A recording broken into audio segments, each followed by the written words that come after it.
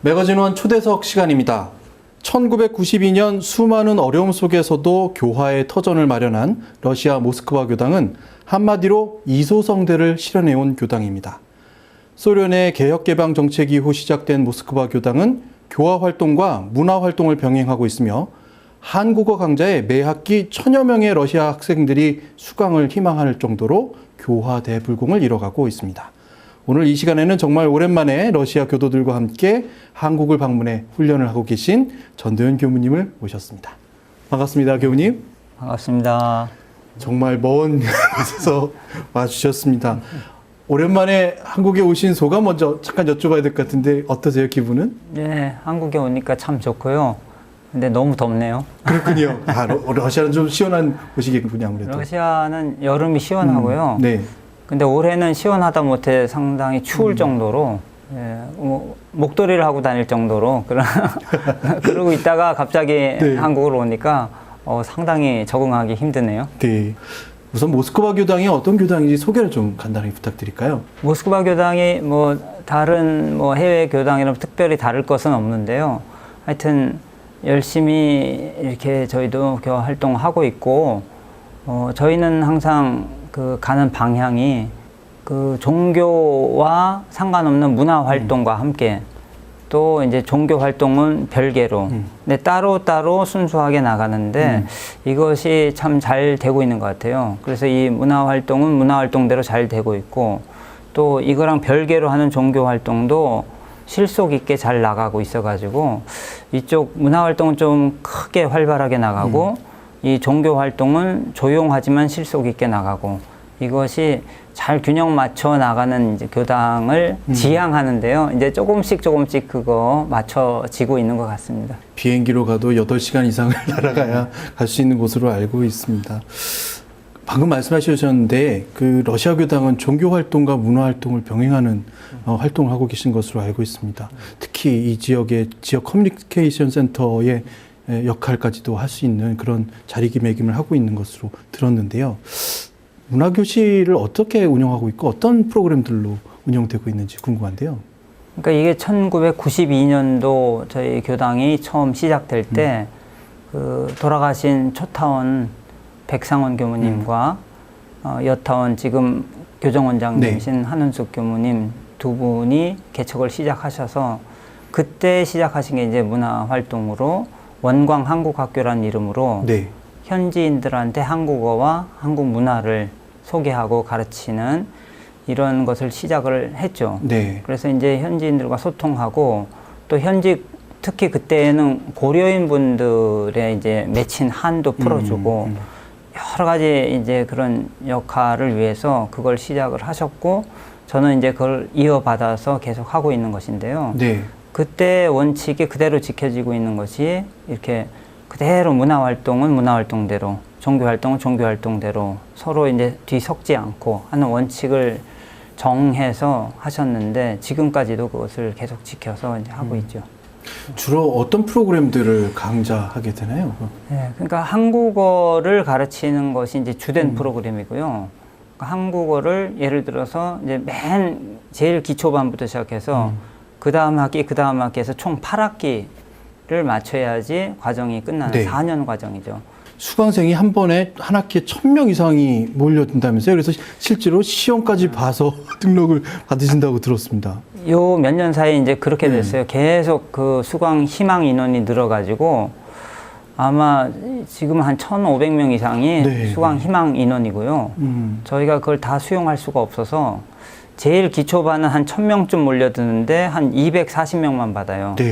거의 4대1 경쟁이죠.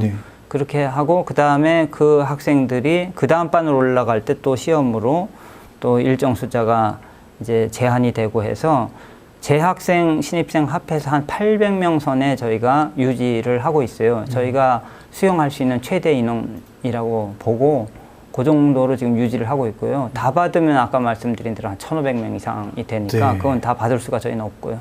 지금 그런 상황이죠. 사실 몰려드는 사람들을 선별해야 한다는 것 또한 고충이 아닐까 생각은 듭니다만 종교 활동과 문화 활동을 철저하게 분리하는 정책을 유지하고 계신다고 말씀하고 계세요. 특별히 이래야 하는 이유가 좀 있을 것 같다는 생각이 듭니다. 실제로 이런 이유는 어떤 이유일까요?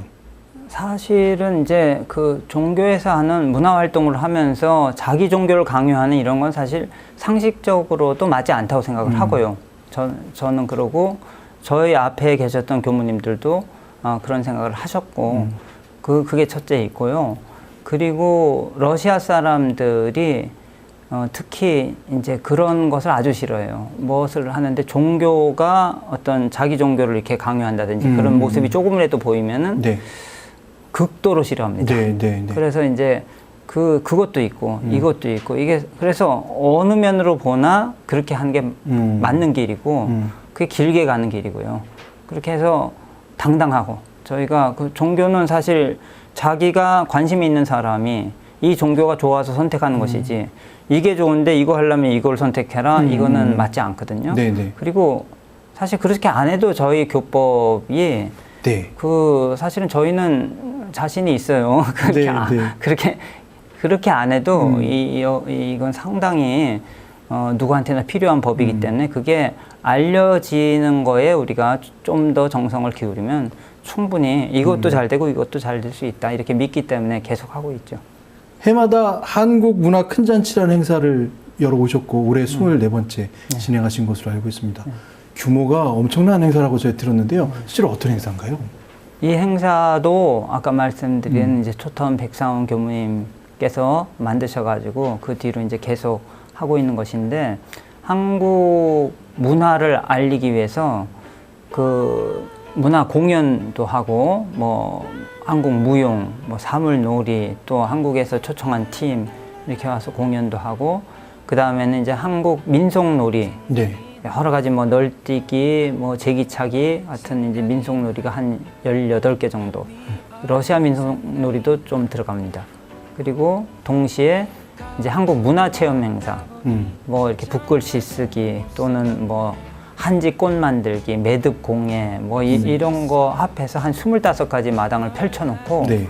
전체가 뭐 자기 좋을 대로 참여하고 잘하면 상품도 주고 이렇게 참여 위주의 행사로 꾸미고 있는데요. 그렇게 한 것이 조금씩 사람이 늘어나서 올해 24년째가 됐는데 올해 한 8,000명 정도 오는 네. 큰 행사가 됐습니다. 뭐 웬만한 체육관이 보통 3,000명이 운집할 수 있는 규모거든요. 근데 큰 체육관이긴 하겠지만 8,000명이 모여 있는 모습은 정말 성대한 행사일 수밖에 없는데요. 이렇게 어떻게 보면 이렇게 문화 행사를 하는데 이게 많은 청년들이 모일 수 있는 환경이 아닐 것 같다는 생각도 듭니다. 아까 국토가 그렇게 넓고 인구 밀집도가 모스크바로 가도 그렇게 넓지는 않을 거라는 생각이 드는데 이렇게 많이 오는 이유도 있을 것 같은 생각이 드는데요. 저희도 이제 그 신기할 정도로 이제 사람들이 계속 호응을 하는 것이 기쁘면서도 어떨 때는 신기해요. 어떻게 이렇게 되는가.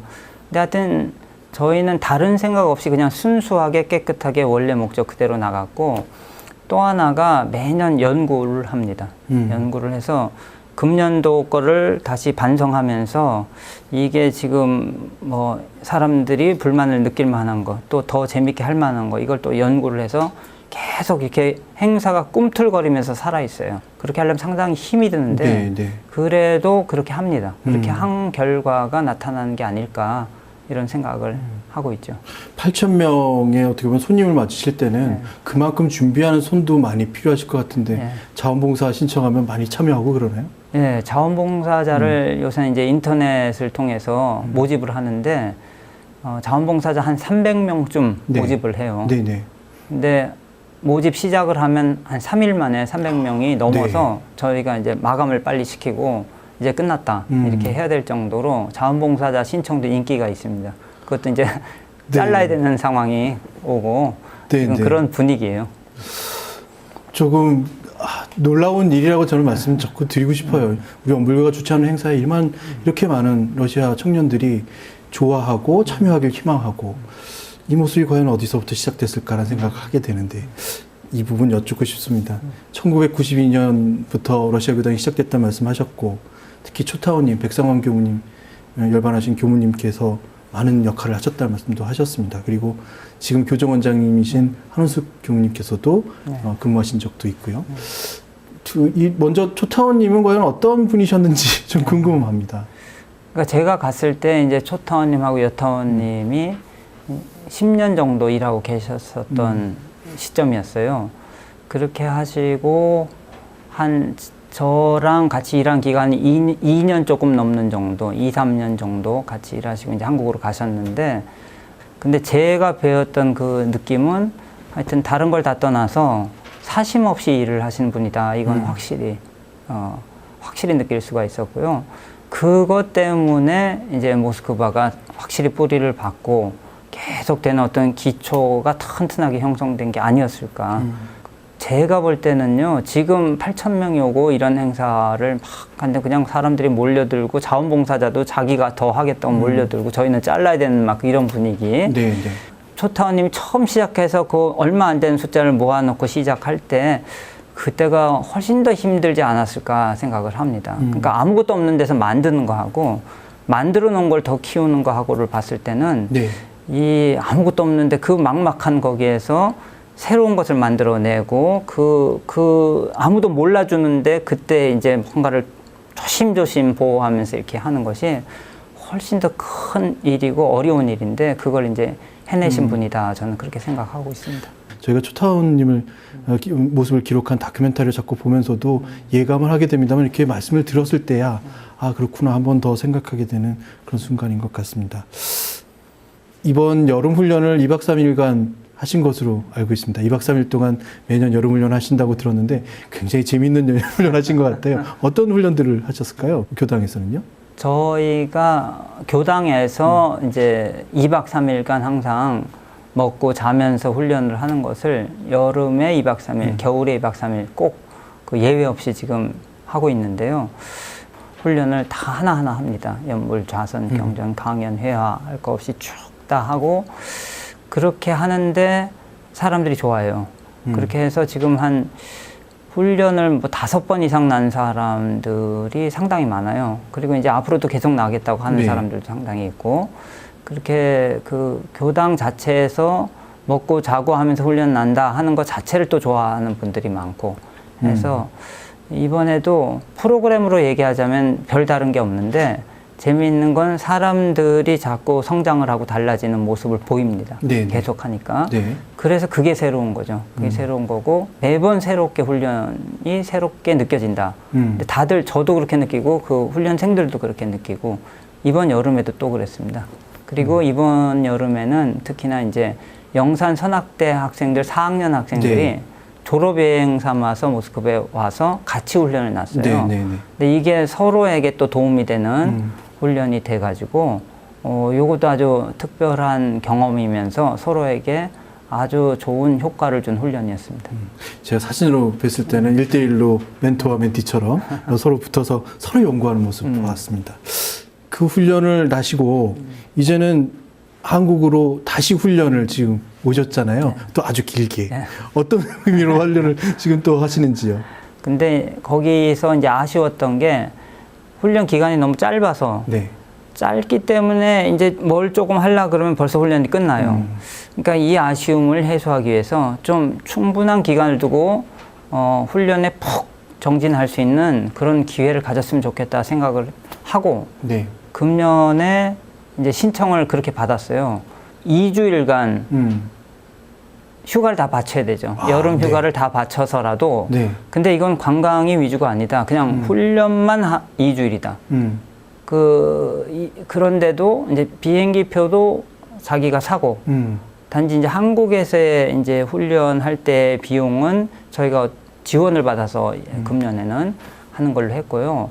이렇게 하더라도 이게 휴가 전체를 바쳐야 되고 비행기 표 값도 만만치 않거든요. 그것을 할 사람이 몇 명이나 될까 고민하다가 10명이라도 되면 하자 이렇게 생각하고 모집을 딱 시작했는데 20명 넘게 신청을 해서 지금 한국으로 다 와서 22명이 왔고요. 인솔 교무하고 한국에서 2년 되신 분들, 한국 분들까지 합해서 한 35명 정도가 이제 같이 영광의 마음훈련원에서 국제마음훈련원에서 네네. 3일, 그 베네골 훈련원에서 7일. 그래서 열흘간 온통 훈련만 받고 지금 현재 강남교당으로 와서 이제 서울 관광 한 3일만 주는 걸로 네, 하고요. 네, 네. 그렇게 프로그램 딱 짜서 와 있고 지금도 이제 서울에서의 관광을 겸한 훈련이 이제 진행이 되고 있습니다. 네. 이 8월 초에 지금 저희가 녹화를 하고 있습니다만은 아마 듣게 되실 때는 아마 다시 돌아가신 시간이 아닐까 생각은 듭니다. 근데 이제 이 부분이 가장 궁금하고 좀 여쭙고 싶습니다. 우리 안에 있을 때 우리 원불교는 저희는 그것을 알고 있고 저희 나름대로는 그 색깔을 알고 있다고 생각이 듭니다. 근데 멀리 이국 만리에서 정말 러시아라는 생소한 문화를 가진 사람들이 우리 원불교를 어떻게 보고 있을까? 그리고 우리 원불교의 교리에 대해서 소태단 대송자님의 말씀에 대해서 어떻게 느껴지고 있을까라는 것이 좀 궁금하거든요. 현장에서 보신 느낌은 어떠신가요? 해외에 나가봤을 때 더욱더 우리 교법이 이런 교법이구나 이런 거를 깨닫는 기회가 된 것 같아요. 이게 이 얘기를 소개를 저희는 하는 입장인데 소개를 했을 때 어떻게 보면 한국에서보다 더 쉽겠다 교화가. 왜냐하면 이것이 그야말로 사람이면 필요한 법이라는 게 자기들도 이렇게 느껴지면 특히나 이제 이쪽 서양인들의 특징이 자기가 좋다고 느끼면 옆에 눈치 안 봐요. 그냥 네. 선택을 합니다. 그런 면에서 상당히 오히려 교화하기 더 쉽겠다 이런 생각이 들 때가 많고 네. 실제로 너무나 당연하고 바른 길로 법을 짜 놓으셔서 이게 듣는 사람이 진짜 이거 맞다 이렇게 느끼는 경우가 많아요. 함께 그걸 느낍니다. 그리고 그 훈련도 마찬가지고 이제 법회할 때도 마찬가지고 우리 마음 공부라는 것이 이런 것이고 신앙은 이렇게 하는 것이고 이런 걸 이제 소개할 때 사람들이 많이 납득을 하고요. 물론 이제 시간은 걸리겠죠. 시간은 걸리겠지만 시간 문제다. 이런 그 생각이 들 때가 많고요. 대종사님께서 밝혀주신 이론의 진리가 뭐 시기나 장소를 탓하지 않는구나, 타지 않는구나 하는 생각을 방금 말씀으로 하게 됐습니다. 오랜만에 고국에 오셨는데 전하고 싶은 인사의 말씀도 꽤 많으실 것 같은데 미처 다 못하실 수도 있다는 생각이 저한테 들었습니다. 그래서 그 인사 말씀을 하실 수 있는 기회를 좀 드릴까 하는데요. 카메라를 좀 보시고 말씀하시면 되겠습니다. 특별히 제가 뭘 전해드릴 말씀이라기보다는 앞으로도 이제 계속 저희 해야 될 일을 꾸준히 하면서 저희는 또 운 좋게도 이렇게 자꾸 좋은 결과가 계속 오고 있는 그런 시기를 맞이한 것 같아요. 그러니까 계속적으로 저희는 그 초심을 잃지 않고 계속 가겠다 하는 말씀을 드리고요. 한국에 계신 여러분들은 마음으로도 응원해 주시고 여러 가지로 계속 하여튼 기운을 밀어주시기를 부탁드립니다.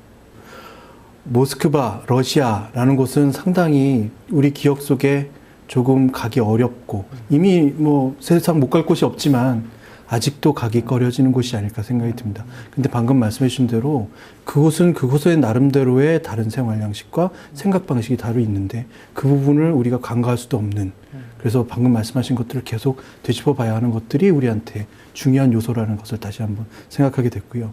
그리고 그 가운데에서도 그렇게 조금 다른 곳에 있는 청년들이 우리 교법만큼은 이렇구나 하고 쉽게 받아들이고 있고 잘 받아들이고 있구나. 자부심을 느끼게 되는 그런 순간이기도 한 것 같습니다. 정말 먼 곳에서 때로는 정말 피곤하시고 힘드신 순간이 많았을 텐데 계속해서 노력해 주시는 거 너무 감사드리고요. 그 짧은 시간 동안 또 저희를 방문해 주셔서 매거전에 출연해 주신 거 정말 감사드립니다. 말씀 감사합니다. 네, 감사합니다.